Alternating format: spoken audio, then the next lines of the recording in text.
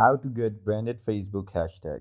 In this video, I'm going to show you how you can create your own branded Facebook hashtag by following these simple steps.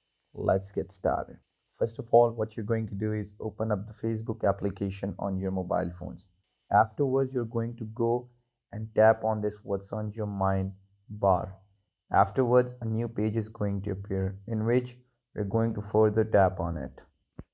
Afterwards, we are going to type this or write this hash symbol first and try to write a phrase, a word, element, line, sentence which is quite different so that we can create a branded Facebook hashtag.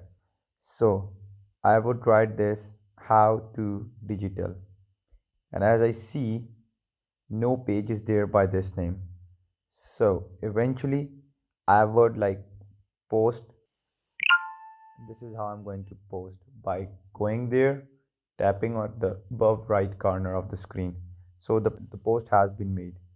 And when I am going to write how to digital in my search bar, so when I'm going to search what I just texted, so here it is, how to digital. This is how I got my post in here, and this is how you can get branded Facebook hashtag. So it was very easy. I hope you liked the video. Don't forget to like, comment, share, and subscribe. Thank you.